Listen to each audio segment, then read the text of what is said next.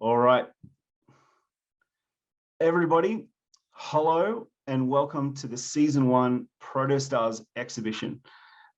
We've got a massive show prepared for you, but before we get into it, I'd like to begin by acknowledging the traditional custodians of country throughout Australia and recognise their unique cultural and spiritual relationships to the land, waters and seas, and their rich contribution to society. I pay my respects to ancestors and elders past and present.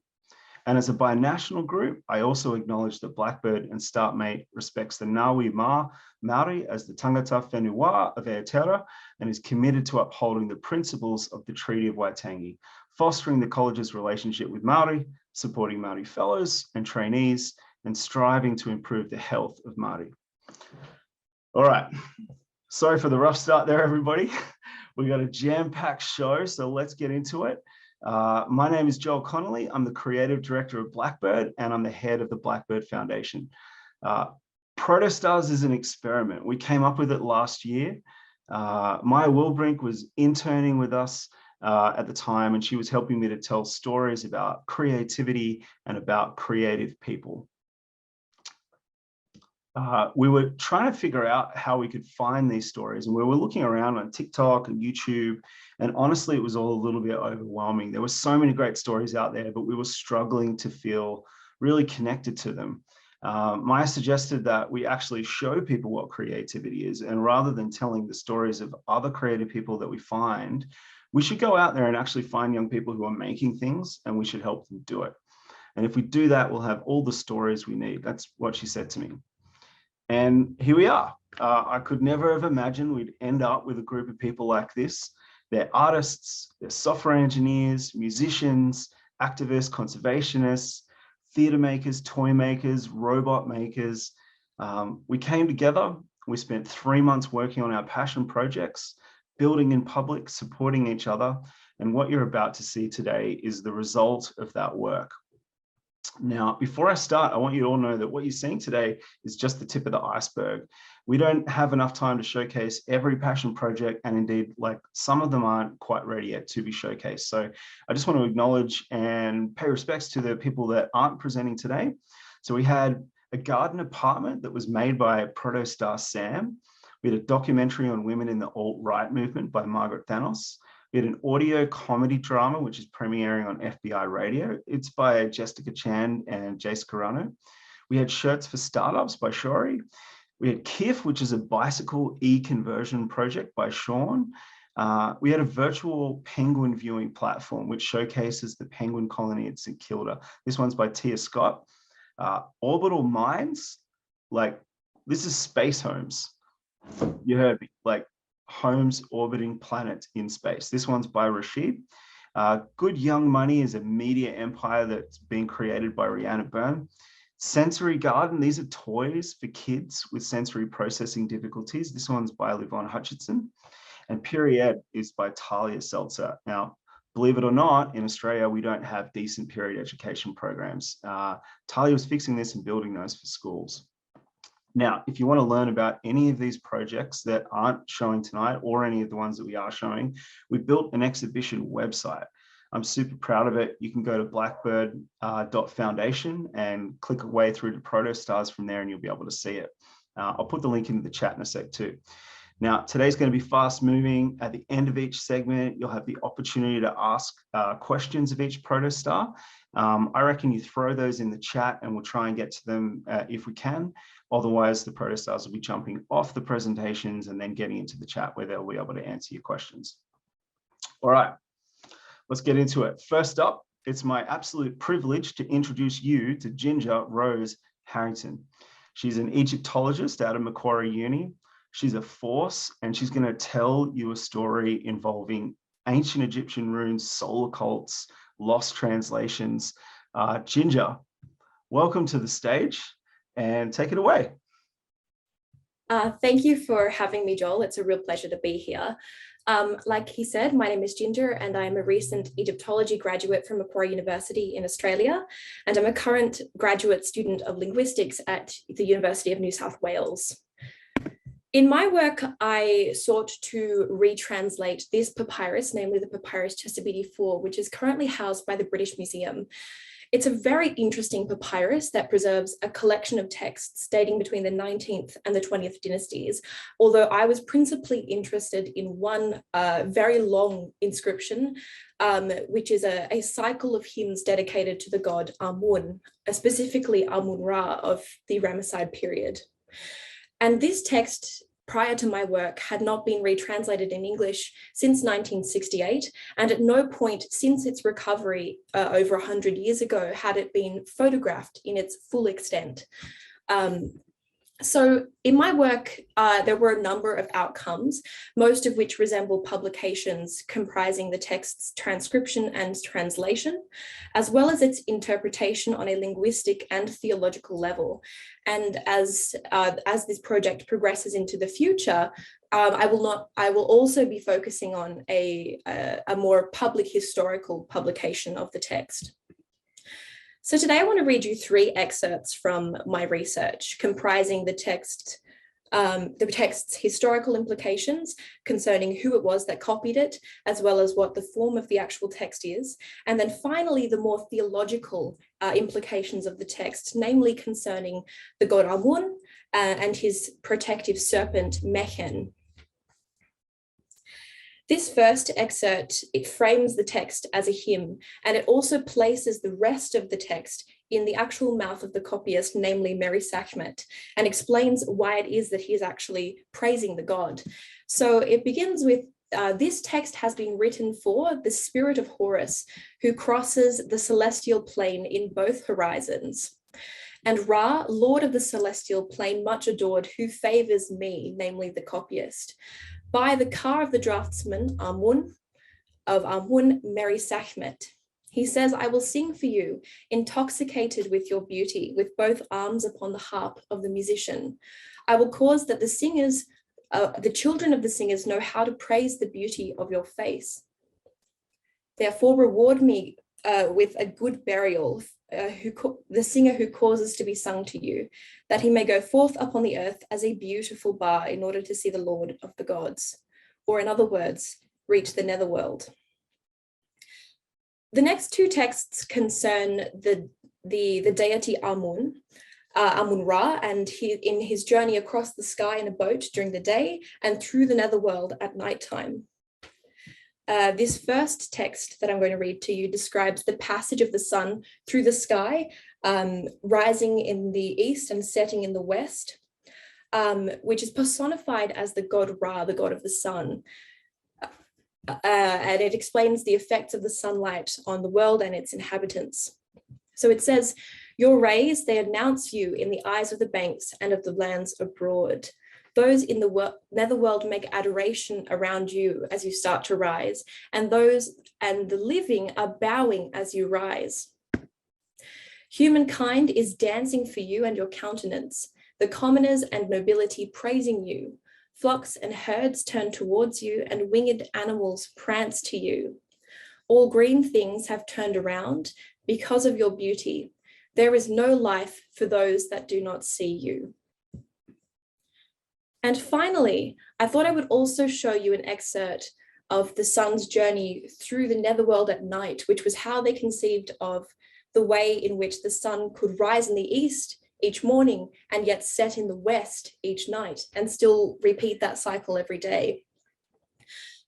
This text concerns specifically the serpent goddess Mehen, who was conceived of as sitting atop of the head of the sun during the day, which is where you see it in the famous Uraeus snake on such burial equipment as Tutankhamun's death mask, or surrounding the solar bark during the night as he dodged all of the various creatures in the underworld. So she's described as the one who gives way to those in the bark, who puts in order the ropes of the crew, who ties on the tiller and who leads the way as a navigator or skipper, who calms the waves in the sky, the Uraeus who encircles the sun disk, one who protects the bodies of her followers. The beautiful guide of the Lord of all is the snake of the entire land. The noses of everyone are breathing because of what she gives. Her radiance is in every eye, and her protection belongs to the one in the palace, namely the king. Of course, I can only share a small excerpt from this text. If I were to read all of it to you, the papyrus itself actually exceeds 12 pages and is unpreserved in its entirety. So if you are interested in hearing a little bit more about the historical side, or perhaps even the linguistic aspect of the text, I was privileged to speak about it at length on the Masters of Research student Michael Hitch's podcast, The More You Know. Or you can follow along with my publication output and social media discussion about this text and others like it, either on Twitter, LinkedIn, Orsted, or academia. And it's on these platforms that I would love to interact with you further about the future of the project.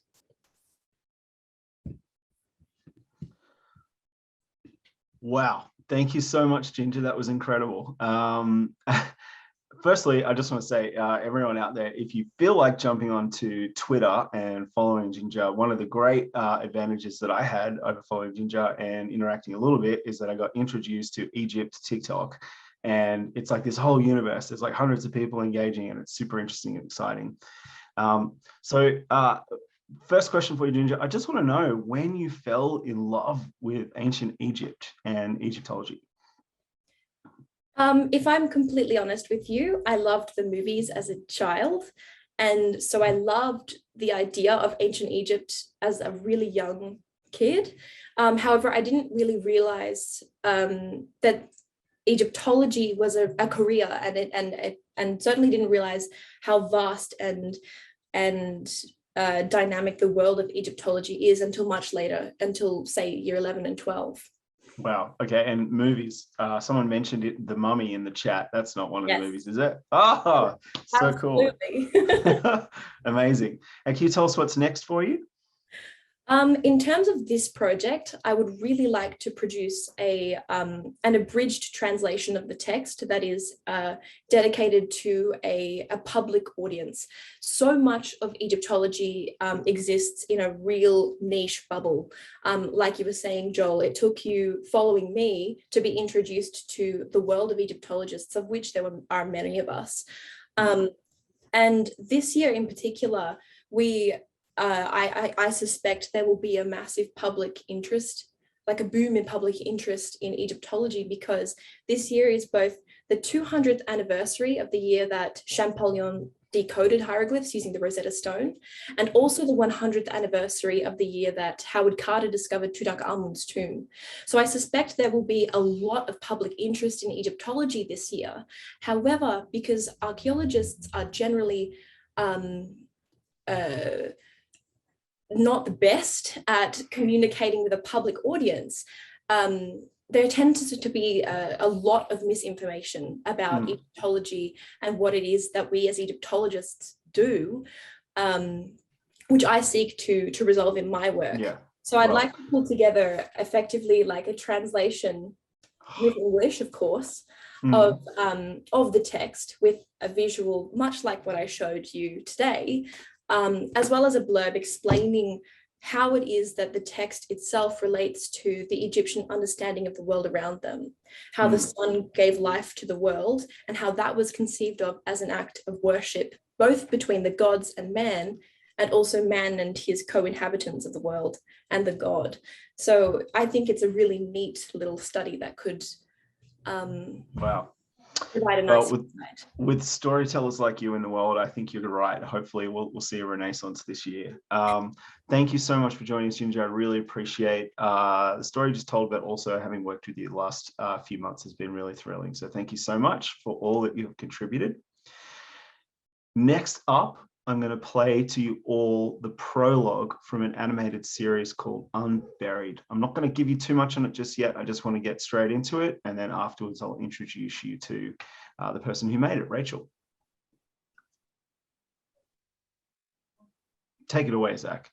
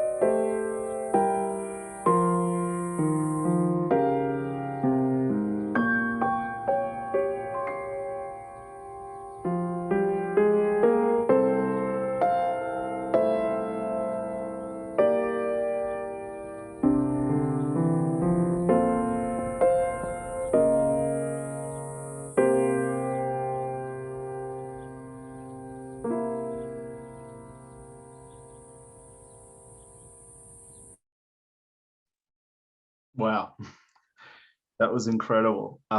It's my absolute pleasure to welcome protostar Rachel Roberts to the stage. Rachel, you're an illustrator, designer, inspired by what I can tell by, it looks like anime and fantasy. That was really incredible. And I understand that's the first public viewing of that short. Is that correct? Yeah, totally. I was actually waiting off to hold it for tonight. So excited to share it for the first time. What a treat. We're all so lucky. Can you tell us what we just watched? Yeah, so pretty much for what I've been working on as this Protostars project, Unburied is a prologue episode to a short format series I hope to continue after this under the same name. It's essentially setting up just basic setting and character and the issue that my girl, the gardener there will be facing, which is that little white spider crab that you saw, and what that will mean later on. It's a story that I developed while I was attending therapy for my anxiety and learning for ways to cope with it. So it's been like hugely influenced on the story, and I can't wait to explore like what I learned in future episodes. Incredible. And how did you make it? It looks so real. Yeah, thank you for that. And thank you for everyone in the comments. I have a huge screen, Cintiq, that I pretty much draw everything on. I draw each individual frame in a program called Toon Boom Harmony. I draw all the backgrounds and then I compile it all together completely digitally. Wow. So each frame you draw by hand, and each movement you change you redraw that, and then you load it all up together. So like old school animating. Yeah, it's a labor of love. Oh, that's incredible. And can you tell us what else you make? Yeah, so aside from animation, I'm hugely into illustrating. So I do a lot of digital illustrations. I sell a lot of fantasy prints and work at conventions, occasionally traditional, but I'm mostly a digital person. Yeah, awesome. And if everyone wants to go and check out the rest of your work, where can we go to do that?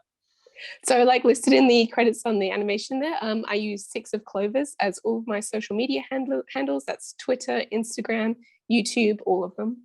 Great. And everyone, Rachel's got actually quite a substantial following, and her output is prolific. If you want to see some really like beautiful drawings on the daily, I recommend you go and follow her.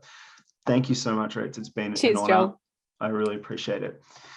Next up, I'd like to welcome protostar Alan to the stage. Alan is a musician and a software engineer who's solving a problem that seems so obvious, I can't even believe no one's had a crack at it yet. So during pandemic, when we can't travel and venues are closed, how do musicians play music together? Like, how do they collaborate? How do they jam? This is the problem Alan's been working on. Alan, thank you so much for joining us. Yeah, glad to be here. Thanks for having me. No problem. Can you tell us just a little bit about what you've built? Yeah, so I built an app called SyncBeat that allows you to jam with other musicians online using your digital instruments. So now you can collaborate or share your music with other people from the comfort of your own home. Wow, so 2 different people, say across the world, collaborating through a website. How does it work? Yeah, so it's quite simple. All you need is a digital instrument that you can connect to your computer or laptop, and the app detects your instrument automatically and streams your notes to other players that are in the same session as you. So you can experiment with different instruments or sounds within the app and just have fun playing together in a live setting, but Amazing. Online. So it's so cool. And how do you think this might change the way musicians work together? Yeah, there are certainly a lot of applications out there for music creation, but my goal was to bring live music to the internet. While it won't be exactly the same as actual live music, I do believe you can mimic a lot of that experience online. And with the added benefit of the internet, finding people to jam with is much easier. Collaborating is also easier, and it's just more convenient to play in the comfort of your own home. And as I was building this out, I was thinking, this would create like a comforting environment for beginner instrument learners to share their music, as playing online just feels a lot less intimidating compared to playing out in public. Oh, wow. Yeah, I hadn't thought of that. So if you're, rather than putting stuff out there and having to go to a room with a whole bunch of people you don't know, potentially you can, do it from the comfort of your own home. I hadn't thought of that. That's a super good application. Yeah. Now, when I met you, this was an idea, and you have a working demo now. Is that right? Yeah, that's right. Yeah. And you're going to show us something. The plan was we're going to collaborate with a musician in another space. Is that true? Yeah, exactly. Yeah. All right. We got Grace. Grace is another protostar. Hey, Grace, welcome to the stage. Hi, thank you. All right. I'm going to mute myself. I'm going to let you guys just take it away. Are you sharing screen or anything, Alan, or are you guys just going to play like that? I think I'm sharing screens. Is that right, Alan? Yeah, that's right. Cool. Yeah. All right. I'll mute. You guys go for it. Okay, great. Cool. I'll just quickly refresh that. Okay, cool. Yep, same. Strings ensemble 2.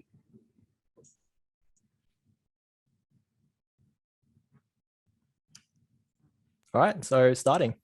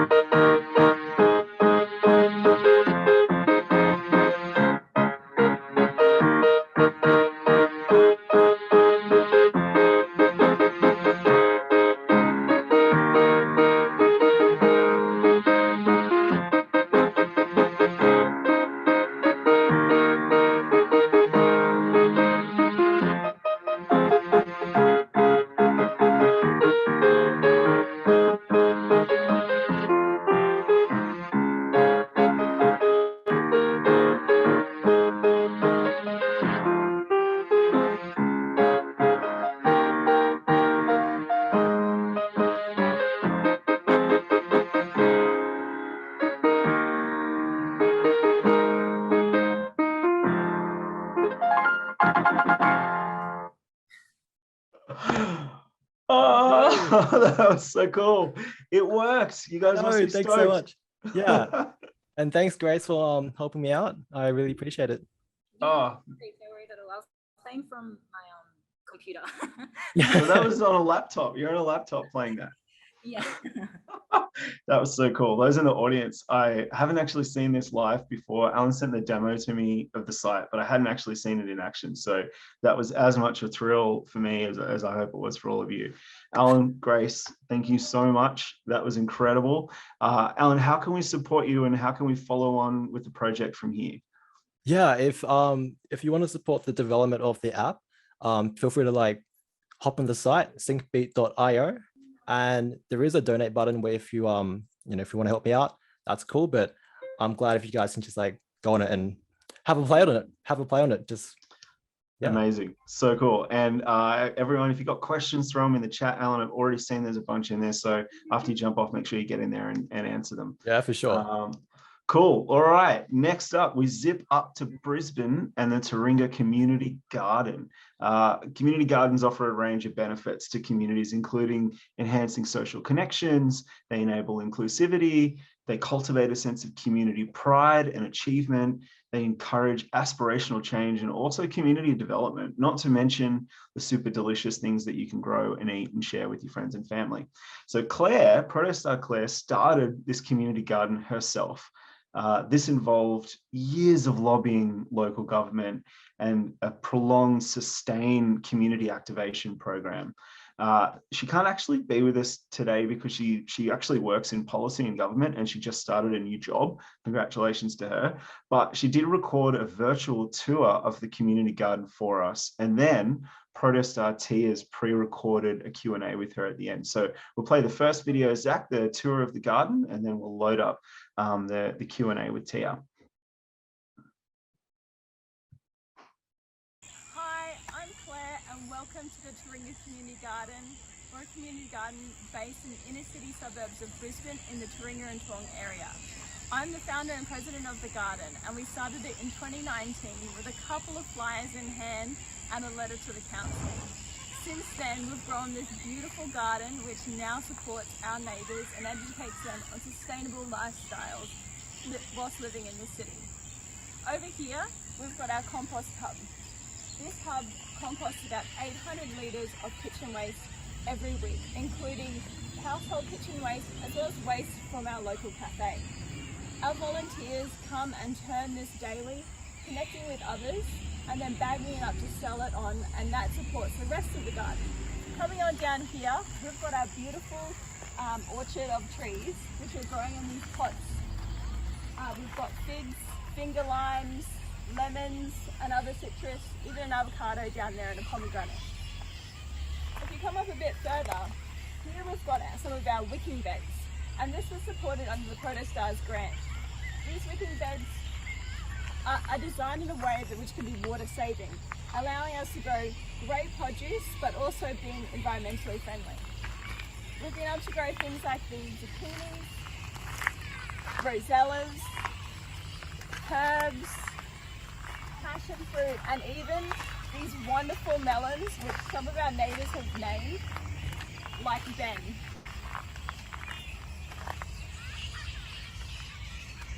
Looking into the future, the Taringa Community Garden has so much more growth to go.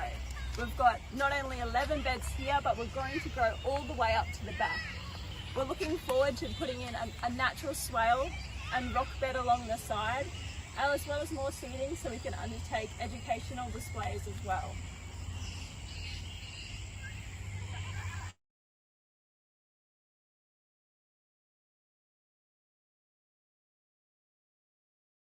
All right, everybody, welcome back. Okay, we were going to run a Q&A, but I think we've just realized the Q&A video is not around. I'm not sure how to get it back.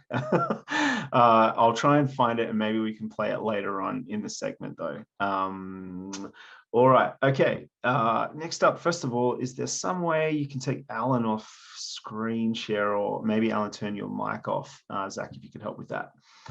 Okay. Next up, Period is a 50-minute educational comedy that follows 11-year-old Carla as she experiences her period for the first time. It's designed to help people young and old understand periods. It aims to initiate discussions about period poverty, period shaming, and body awareness too. Amy Atkins, welcome to the stage. I'd also like to welcome another proto star to the stage to ask you some questions, Talia Seltzer. She spent time working to build period education programs for Australian schools. So I thought it would be great if you guys had a chat and ask each other some questions. Over to you both. Amazing. Well, hi, Amy. Kia ora! I'll quickly say kia ora tātou katoa ko Amy Takawangawa. My name's Amy and I'm currently based in Pōneke or Te Whanganui Atara in Wellington, New Zealand. Awesome. So first up, I know why I'm really interested in menstruation, but what drew you personally to this area? Absolutely. So I've got a lovely slide here. So in 2017, I came across this article stated primary school excludes girl with periods. So this article, if the slide pops up, is about a 10-year-old who was sent home from school because she got her period and the school didn't have any sanitary bins or sanitary period products to help her out. And so she got sent home. And I thought that was absolutely ridiculous. Like my home country sending a young person home just because they got their period for the very first time. So I got fired up. I was in Edinburgh at the time, watching lots of theatre at the Edinburgh Fringe, and I got fired up and was like, I have to do something about this. That's absolutely amazing. So in the show, what topics do you kind of explore? The show Period, which is what it's currently called, covers personal stories. So this is a quote from a personal story I got. It says, I woke up one morning and there was blood everywhere. I thought I was dying. This is from a wonderful woman I interviewed called Dorothy. She's 89 and she really vividly still remembered this, still had this memory. So the more conversations I had with people, the more I realized we really need to make this happen. So one of the things we do is, yes, we share other people's stories. We also explore getting your period for the very first time. We explore the period products available. So these are reusable products. If you flick to the next slide. Reusable products as well as single-use products. Carla gets a paper bag from her grandma, and in it is everything she could possibly need, including some menstrual cups, which I'm not sure if anyone can see my video at the moment, but I do have a menstrual cup live as well. Very quickly, for those who don't know what a menstrual cup is, Talia, do you currently have one? Yes, I do. They're absolutely awesome for the environment. Amazing. Shout out to the brand you've got. Who do you have? Oh God. Don't ask me. Oh, I'm not sure. I've got some New Zealand cups here. I've got the My Cup, and I'm also currently wearing the Wā Collective menstrual cup. But yeah, menstrual cups are soft silicone or plastic-based cups that go inside the vaginal canal and collect menstrual fluid. They're talked about in the show, and actually every single audience member, when they walk in the door, gets one for the whole show. And at this stage in the show, they get to learn how to fold them. They learn a C fold and a punch down fold, and they also learn a vulva fold, which is good fun, but not usually practical. We also talk about share more period stories. So there are a lot of other people's period stories shared. This vulva plushie has a moving opening and speaks one of the stories. So it's a little bit absurd, but we still share stories there. And also Maxie, the menstrual pad person, shares stories as well. On the next slide. There she is. She's delightful.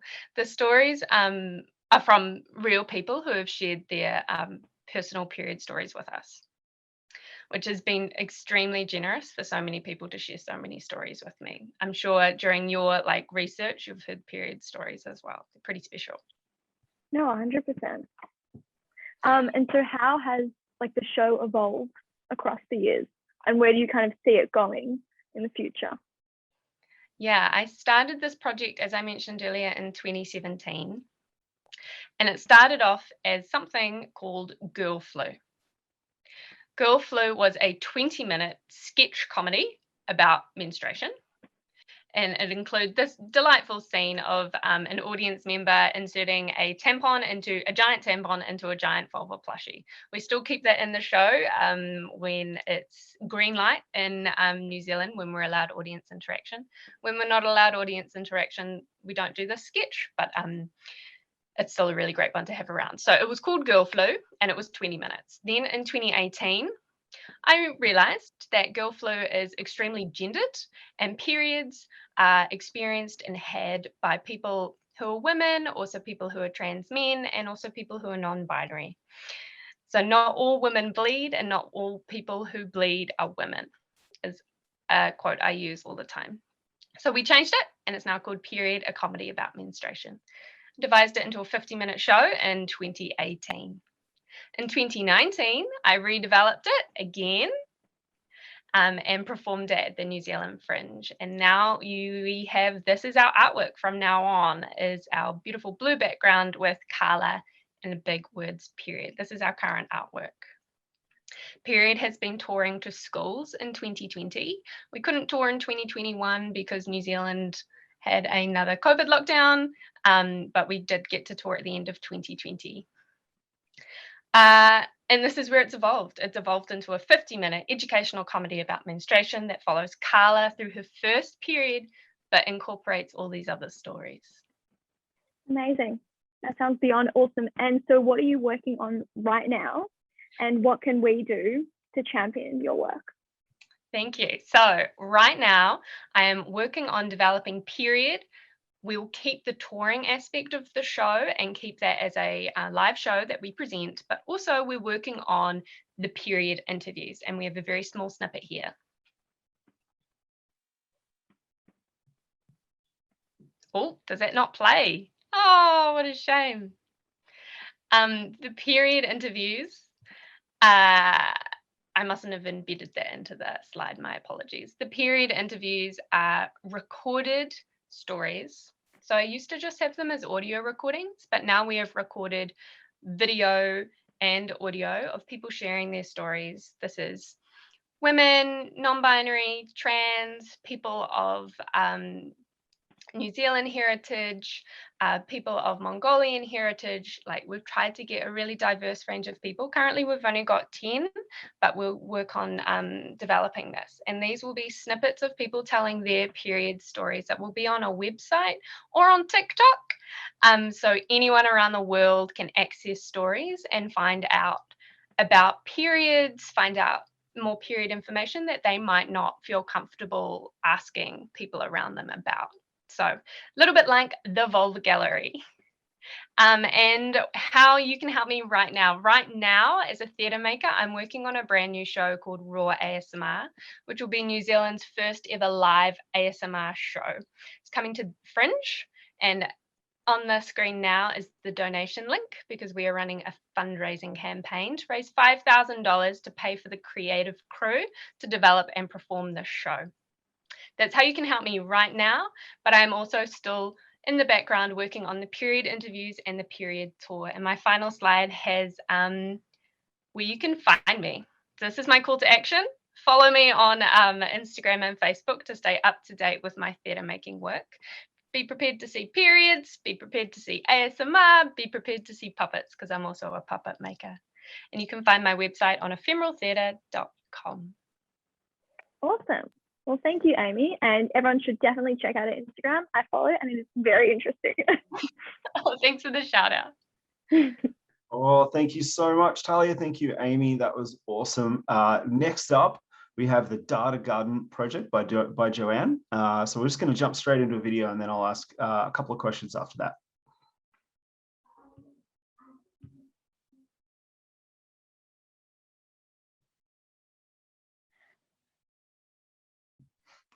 We got that video? Yeah, there we go. Thanks, Zach. Hi everyone, my name is Lily. Hi, I'm Chelsea. Hi, I'm Kelly. My name is Jo, and we are the Data Garden project. The idea for this project came from a data-driven artwork that I made called A Garden of My Mother's Concerns. It was a month's worth of text messages visualized using P5.js and Creative Code. Later that year came the idea of wanting to pass on what I had learned and how I made it to others.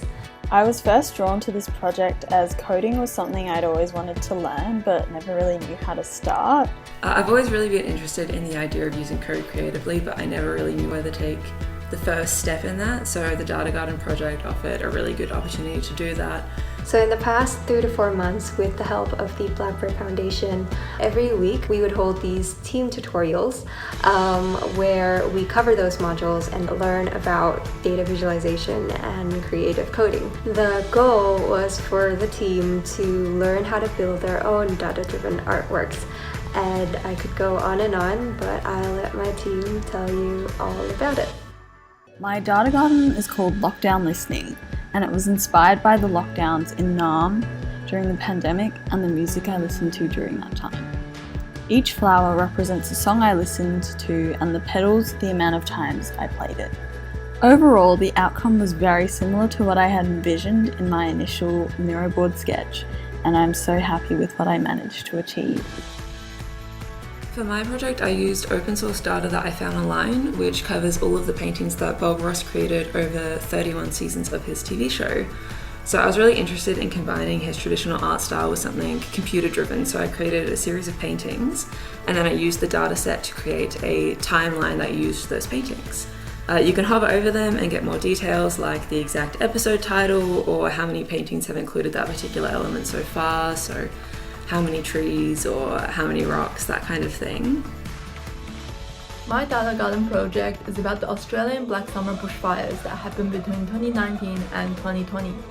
I think data visualization is such a powerful tool in that it can convert really complicated content into artistic and digestible forms. I was inspired by Refik Anadol's installation at the NGV Triennial titled Quantum Memories. I think it was really impressive that not only was it visually stunning, it also had data and meaning behind it.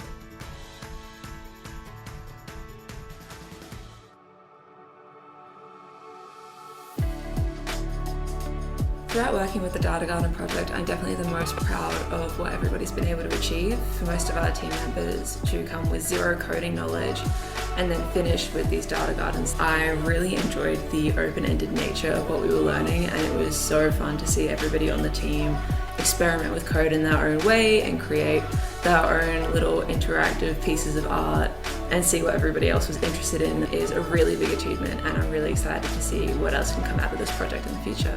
One of my most memorable moments from our tutorials is probably when, even if one person would struggle, everyone was able to pitch in and help. not just the project leader. I think that really shows how far we've come from students to teachers.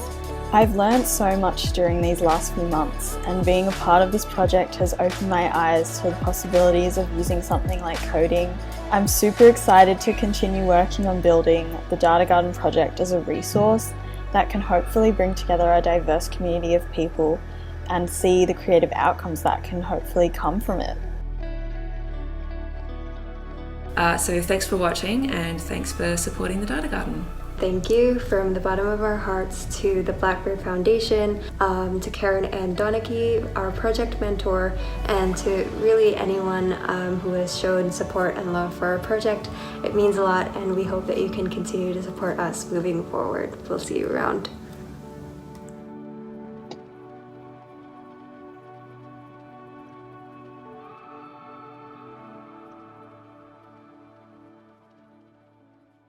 Wow. That was so cool. Welcome to the stage, Protostar Joanne. And I would also like to welcome to the stage Protostar Mahmoud Bashinder. Mahmoud's prepared some questions. He's going to ask them to you. Like many of us, your project was one of his favorites and mine too. So I'll take myself off camera and over to you guys. Hey, Joanne, great stuff. Yeah, so knowing that you were primarily trained as a designer, did your background in design influence the way you implemented the project in any sort of unexpected ways? Yeah, first of all, so good to see you and so good to see everyone tonight, obviously. Yes, so I did study design, and everyone in my team also did. And I would say that learning design teaches you to be attuned to what people need, and to listen to feedback more than your own sort of clever ideas bubbling in your own head. And so I think that's so vital in creating these types of projects so that you can engage and collaborate with others. Oh, that's great. And another question, what advice would you give to someone that's trying to get into creative coding, perhaps from your experience? Yeah, that's a great question. So I've thought a lot about this, and we are all still learners ourselves, even me and everyone on the team. But I would say don't be afraid to be a little stubborn. And what I mean by that is that this whole, creative coding is so experimental, and you're going to not end up with one beautiful, outstanding thing, but maybe 50 versions of the beautiful thing that you're trying to achieve. And so it's going to be iterative, and there's going to be a lot of trial and error. And there's going to be days where you feel like, oh, maybe I'm not cut out for this or anything. I know that I certainly had those days. But I would say in those moments, be a little stubborn, have the audacity to tell yourself that you can make it and that you can try. So that would be it. Incredible stuff, Joanne. And finally, what are the next steps for the Data Garden project? Like, what's coming up next? Yeah, thank you. So internally, we're working on sort of packaging everything that we have covered in the past 3 or 4 months. So those modules and tutorials you saw, packaging those to be able to be shared widely with others. In an accessible format. And I would say externally, we're also, because we're still a standalone kind of project, and we sort of feel like we're still standing on our own in this sort of field, we want to try embedding ourselves and reaching out into sort of larger communities of practice. And so that can be one of them is the P5JS or processing communities, who, they host like catalogs and workshops as well. And I feel like that we can learn so much from them and them about us. And so trying to bring ourselves into these sort of like bigger ecosystems, I guess, is, yeah. And I guess that would be what we're looking forward to. All right, amazing. Legendary stuff, John. Thank you, Mahmoud, and best of luck for your passion project too. Really thanks. Looking forward to it. Everyone. Oh, thank you so much. Thank you, Mahmoud, and thank you, Joan. That was incredible. All right, next up. All right, next it's my honor to introduce to you a poet, children's author, medical doctor in training, Loredana Podolska-Kint. She's made a children's book with poems and illustrations describing parts of the human body, and some of this inspired by her training as a doctor. Loredana, welcome to the stage. It's great to see you. Can you tell us a little bit about your project, please? Thank you for the lovely introduction, Joel. Good evening, everyone. First of all, huge thank you to Joel and everyone at Blackbird for believing in us and our projects. So yes, I'm from New Zealand and I'm currently studying medicine. And this project that I've been working on for the past 5 months has been a self-published book of children's poems about the parts of the body, what they do, how they work together, and simply just aiming to inspire and educate the children of New Zealand and beyond. So this is what the book's going to look like. It's this big. It's got 21 poems. Each one has a matching illustration, and they've been drawn by my very talented sister Amaryllis. And it's very, very close to completion, which has been a really exciting journey for me. And obviously the inspiration came from being a medical student. I feel that we get a lot of insight into just how intricate and fragile the human body can be. And I wanted that to be shared with the young children of New Zealand so that they can gain that appreciation of how amazing our bodies are, how they look after us, and why we should look after them. Oh, sounds so cool. And I believe you're going to treat us with a live reading. I think if it's okay, we've got time for 2 poems. Is that cool? Yes, yes. Awesome. Okay, I'll take myself off. We're also going to bring up, Zach, if you could bring up the pictures from the book so that everyone can see them. Yes. So I'm going to start with the poem called The Body, which is the first poem in the book, and it serves as the introduction. So the Te Reo Māori translation of the body is Te Tinana. Your body is an amazing place, like a puzzle with many parts. Each one is unique, from your feet to your face, just like a work of art. Bodies look all sorts of ways, in colors, shapes, and sizes. Read these poems to be amazed by all the body surprises.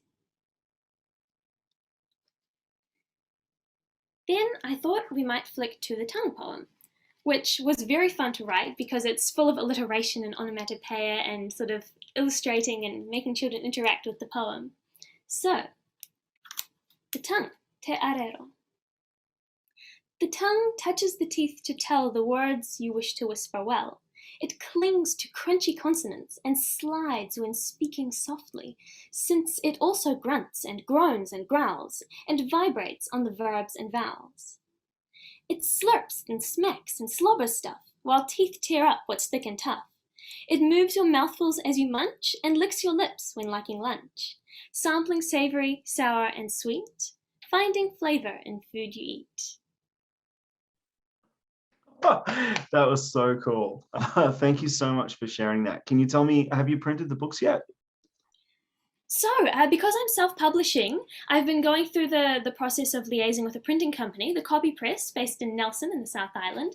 And this was actually the first proof copy which came to me. So they printed one copy for me to look through, sort of see how it would look on paper, do any final edits. And I just had the second proof copy printed and it's on its way to me now.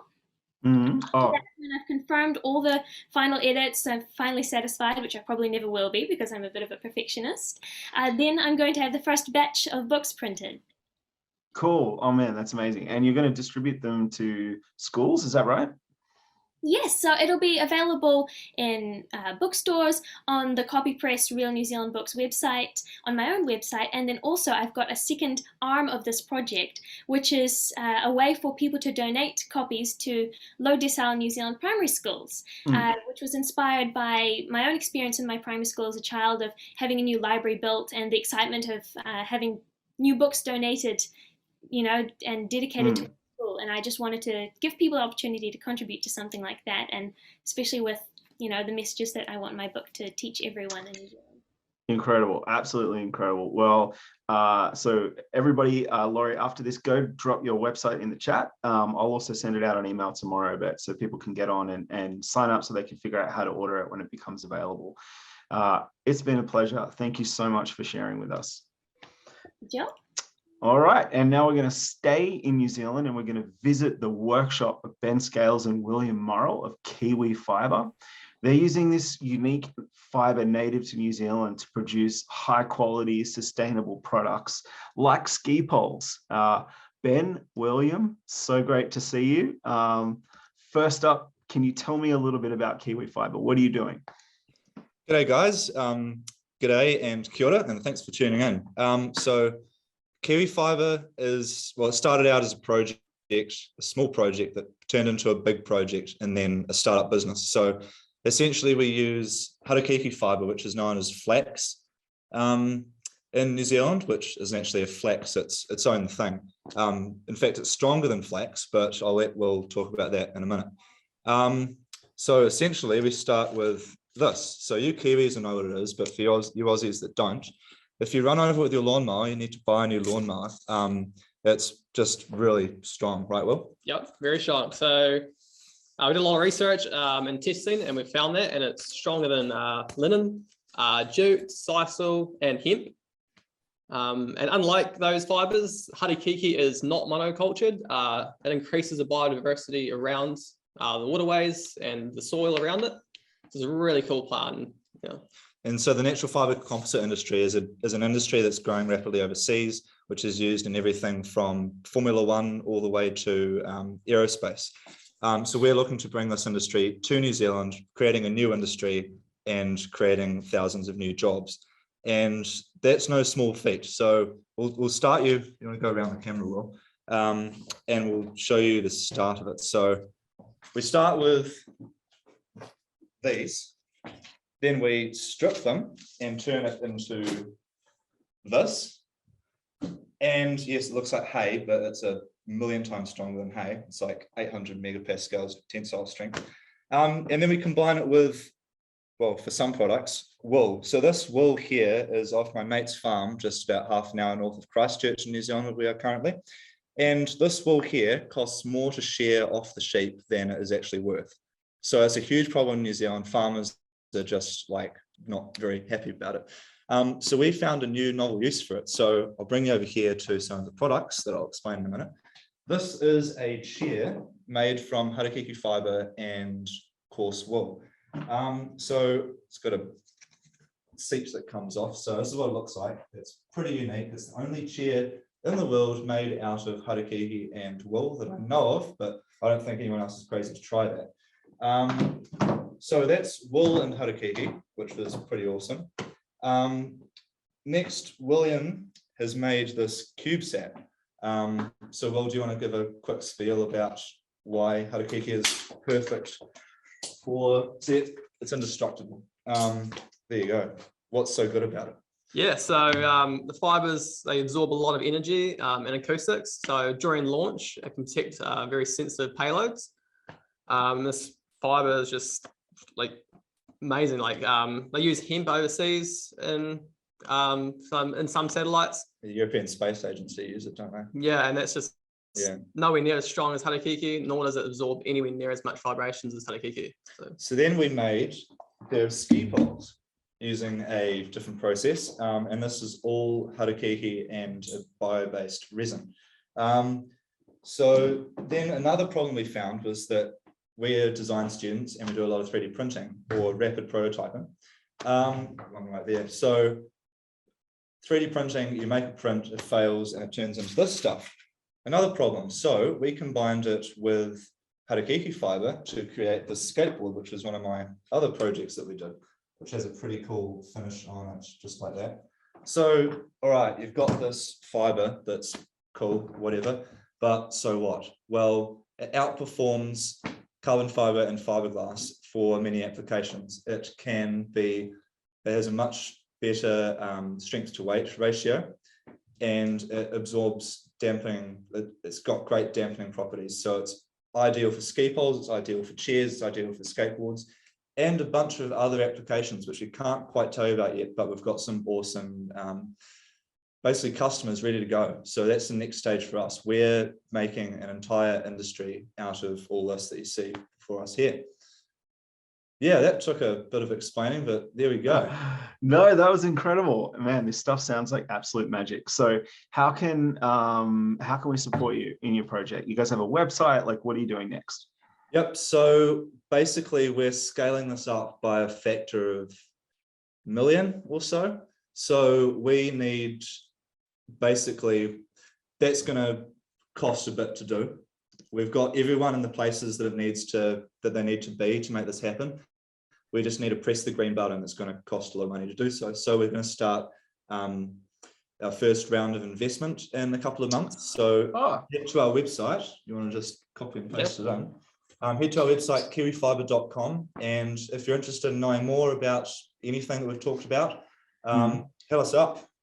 Yeah. Wow. Thanks I for think we listening, might guys. have a couple of investors on the line, so hopefully some of those hit you back. Awesome. All right. And thanks so much, Joel. Like we've loved being part of the Protostars program. Like we've met every Monday for weeks on end, and it was just the motivation that we needed every week. So thank you very much. So happy to hear that. And it's been my privilege. It's been an absolute pleasure to work alongside you. So congratulations on making as much progress as you have in such a short period of time. Thank you very much. All right. So as usual, audience, questions in the chat. Ben and William are going to jump on, and I'm sure they'll be able to answer some of them for you. Right now, we have artist Bridget Kelly to tell us a little bit about her time in the Protostars program. We're going to play that video for you now. Hey, Bridge. Hey. Zacho, great. Thank you so much, mate. Hello. I am Bridget Kelly. This is my story. So far. When I was small, I liked coloring. I had coloring books and color by notebooks. After school, I wanted to do more art. My parents could see this, so they helped me to get an art tutor. I go to art classes, and I have an art plan. I set my heart on social media, and I had a solo exhibition.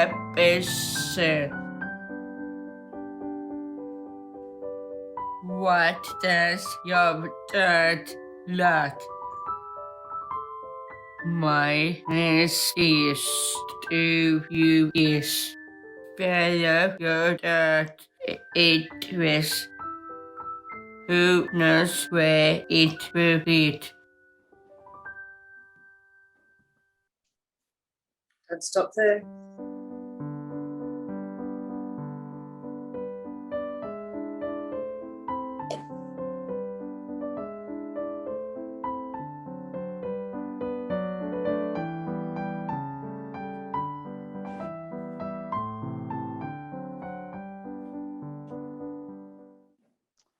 Wow.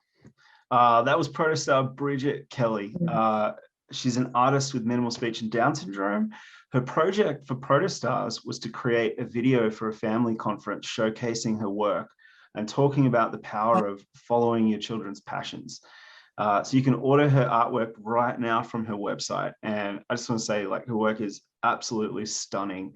Her use of color has captured me, and so many other people at Blackbird too. I think a bunch of us are official Bridget collectors now. She's on the line. She'll be in the chat if you want to ask her any questions. And also, if you guys want to maybe drop her website into the comments, I'll also send it out for you as well. Thank you, Bridget. Thank you so much. Okay, next up, we're going to take a trip to a construction site in, I think, sorry, Lars, I don't know where your construction site is. I think it's Western Sydney. I can't remember, but everybody, Lars is building a tiny house on wheels. He's going to give us a little bit of a tour of his site. Lars, welcome. Sweet. G'day, Joel. Thank you. Hey. Yeah, so welcome to my tiny house. You can kind of see it in the background there. It's got the tarp on it. Yeah, I'm actually not in Western Sydney. I'm in northeastern Melbourne at the moment. And yeah, so I've just got a tiny house parked at a sort of abandoned horse paddock. Yeah, just a friend of a friend had. Yeah, so I'll just give a little tour of it. Yeah, sorry, it was raining 5 minutes ago, so hence why the top was on the trailer. Sorry, let me just. I'll see if I can get it. Can you guys see that all right, or is that a little bit? Maybe if I do that. Oh, there we go. Yeah. Okay, I got a little light. Yeah, but anyway, sorry. Yeah, it was raining a bit, like bucketing down 5 minutes ago. But yeah, so this area over here is just going to be like the sort of lounge room area for the tiny house. We've got a big. Obviously, it's still sort of work in progress at the moment. However, we've got the big kitchen window there, which it's all custom made, obviously, as it's a tiny house. We've got a nice loft area up there for a queen or king size bed or something like that with a little walking platform, which was, yeah, quite hard to design into the whole thing because, yeah, it's quite complicated. But yeah, then we'll have a little bathroom back there with shower, toilet, and everything that you need to sort of, I guess, have a good life, I'd say. Amazing. But and yeah. I guess with the weather, we can't always plan perfectly. I couldn't book that in. So I'm sorry, everyone, for the tarp. But yeah, it is what it is. That's all right, Lars. While I ask you a couple of questions, we've actually got some photos that I think Zach will be able to bring up. So yeah, my first question is, mate, why are you building this thing? Yeah, so I guess as many people are sort of aware at the moment, both Melbourne, so where I live, and Sydney, they're kind of currently undergoing a housing affordability crisis. And they have some of like the most unaffordable housing or the most inflated in the world at the moment. And so as an architecture student here in Melbourne, I was sort of just brainstorming ways that we could overcome this as young Australians. And so, yeah, I sort of stumbled across this idea of tiny house living. And so in essence, like tiny house living is, I guess tiny house it's a place that simply provides shelter and safety without the financial burden that is often associated with housing. So yeah, that's sort of the main reason behind it. Cool. Awesome. Yeah. And how much longer have we got on the build, do you think? Well, yeah, I guess one of the most challenging things has been like the COVID delays. So originally I was planning on finishing it in a month or so.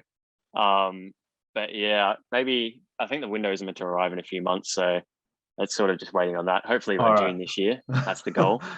And what we've all watched grand designs. It's never as easy as it looks. Tell me what the most challenging part of the project has been so far. Oh, yeah, it definitely I'd say the COVID delays and stuff like that. And probably also, I guess, the fact that I'm doing the entire thing. So carpentry, electrical, plumbing, trying to wear 7 different hats at once is a bit of a challenge, but yeah, it's a nice little challenge, I would say. Oh, Kevin would be stoked. I'm sure he'd be disparaging, but I am not.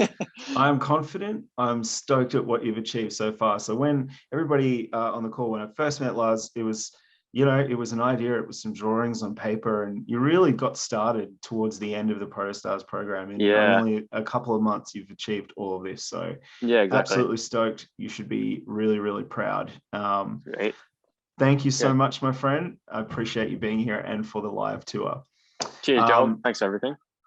Okay, we've got 3 more things left. We've got 2 teams from the Melbourne Space Program. First team, they're building a cube satellite. Specifically, I want to introduce to you Protostar Sophia Lynn. Her team are in charge of developing a detumbling system for a CubeSat. Now, we've got a little video that we'll play for you that explains a little bit about what they're doing. Zach, if you want to hit play on that one for me. Okay. Oh, there we go. If you've seen the movie Gravity, you'd know that stopping yourself from spinning in space is not easy.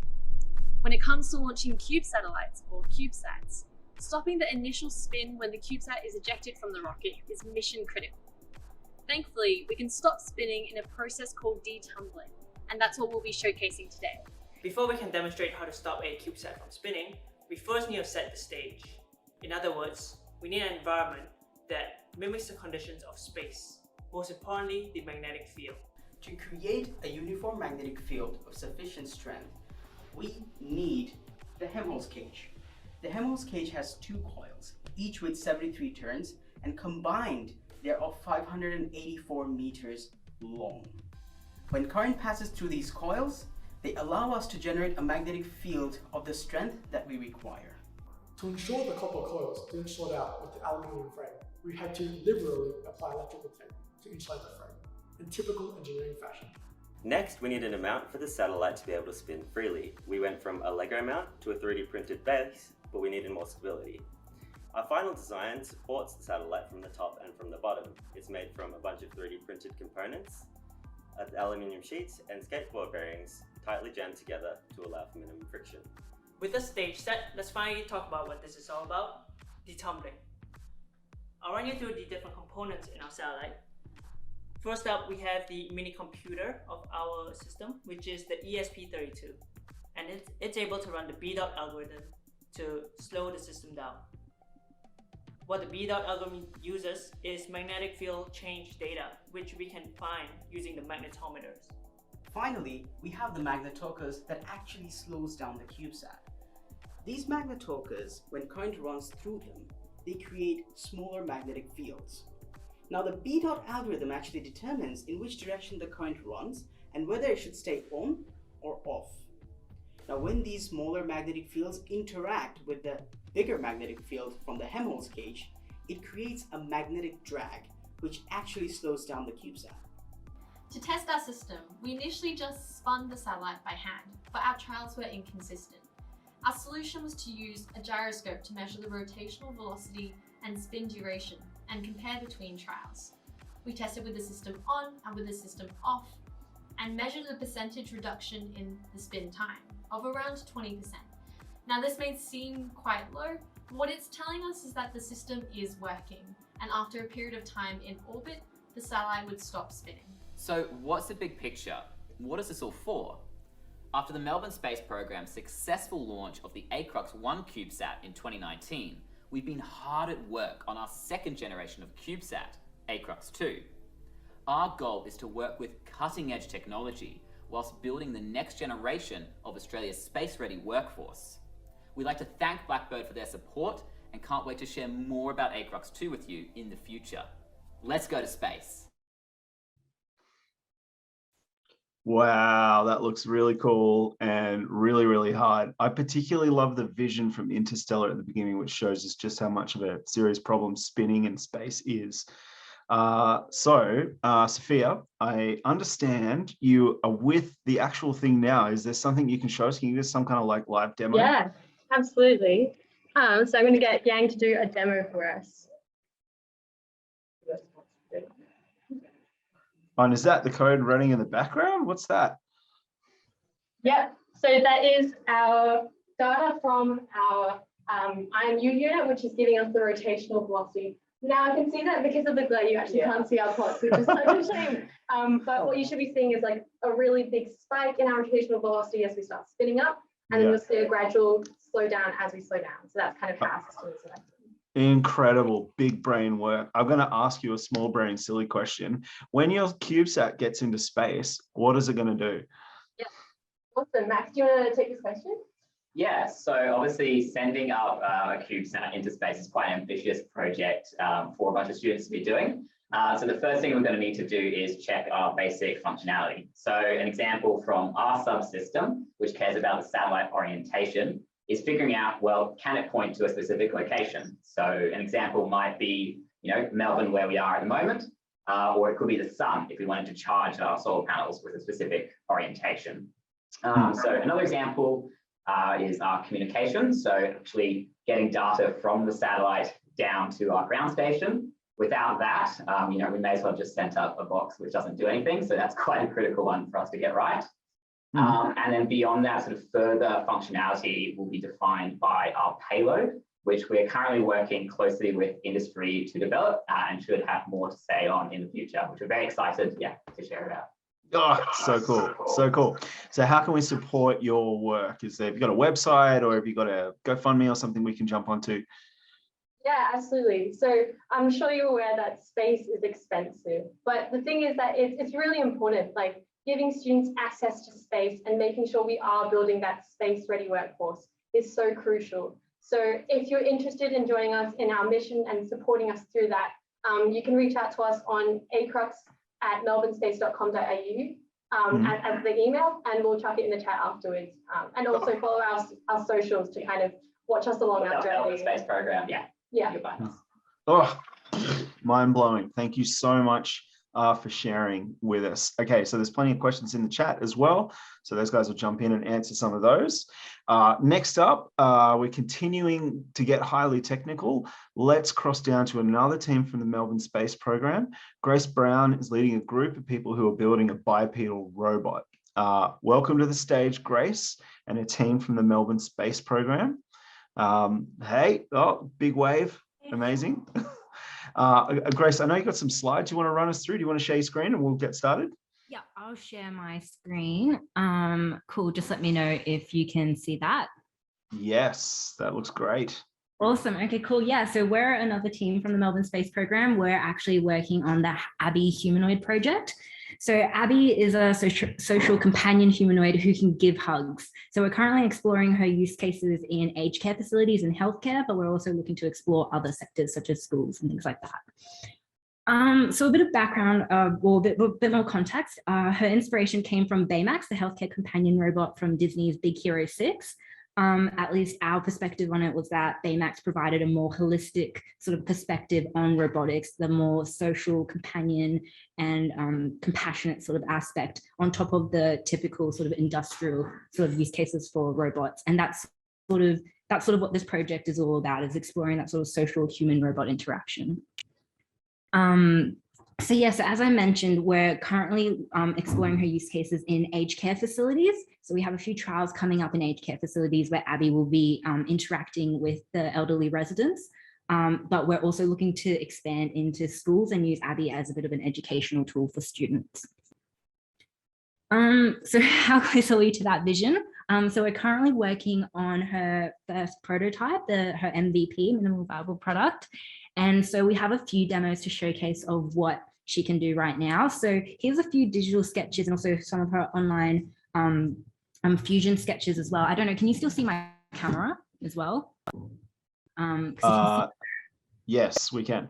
Okay, so we've got her, so I can't actually see my camera, but this one is a 3D print of the head here. And we've also got her chest here, which is not assembled either. And then her legs are over here.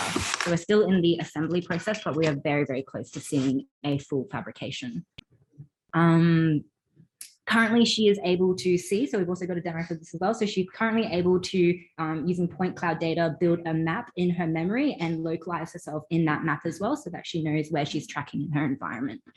But using the same camera that we're using for the mapping, she's also able to identify each of our team members here.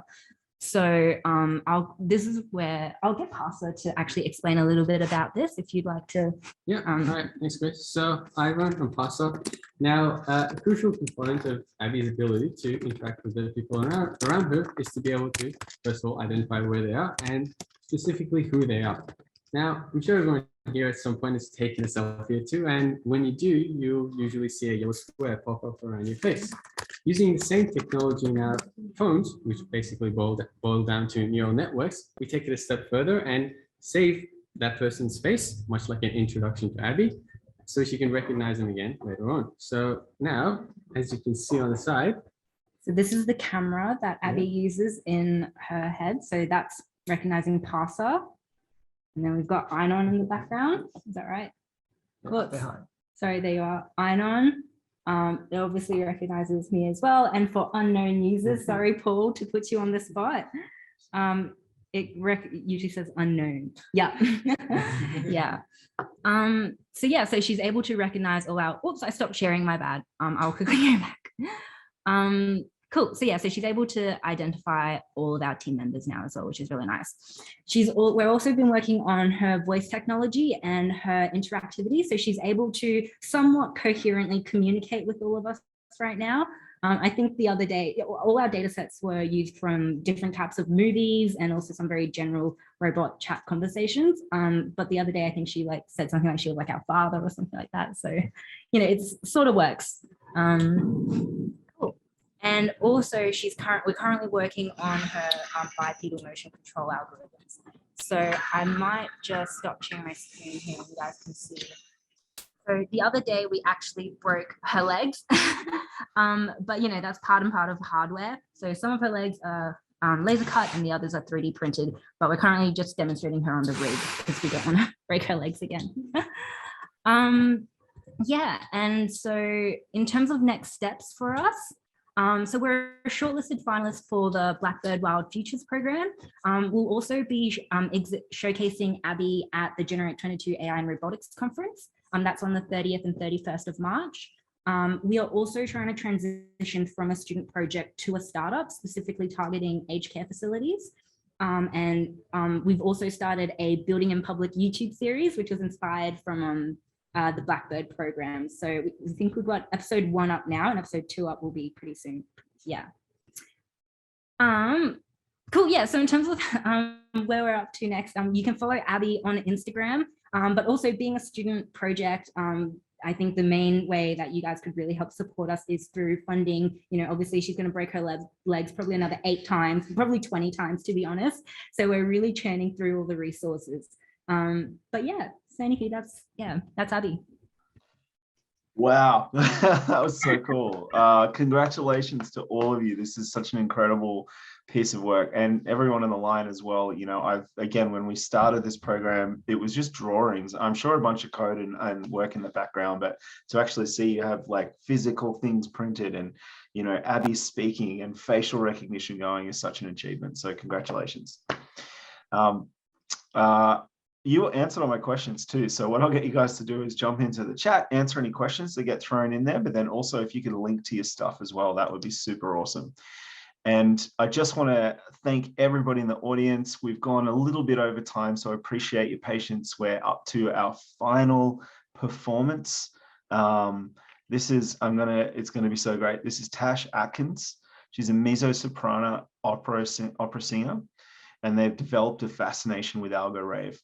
So Algorave is music made live by computer programmers. So imagine if DJs didn't use decks, but instead cut and chopped code that triggered different kinds of music, and they did this live. Now imagine like a room full of sweaty people dancing to these coders cutting up code. That's Algorave, right? So Tash's Protostars passion project was to explore chopping up Algorave with opera singing, which is like absolutely wild. This is the last performance we've got for this evening. And before I hit play on that, I just want to thank every one of you for joining us, and especially to all of my Protostars for being so cool and for putting so much magic into the world, and for making, honestly, the last 6 months one of the most fulfilling professional things that I've ever done. If you want to support any of their projects, I'm going to send out an email tomorrow, but you can also head to blackbird.foundation. And on there, we've actually built an online exhibition, a website that takes you through, I guess, a journey through all of these passion projects. And on that site, you'll find links to each of their pages to where you can support them. Finally, we're going to be launching a new round of Protostars grants. You can go straight to that same website, blackbird.foundation, and there's a box on the Protostars page that lets you express interest in signing up for that. So if you know anyone that has a passion project, something they believe in that's super creative, get them to go along. If you yourself have something, go and put your name down. And in a few weeks, when I can get it all together, I'll send out details about applications for that. So thank you for joining us. And Zach, you can play our final performance from Tash.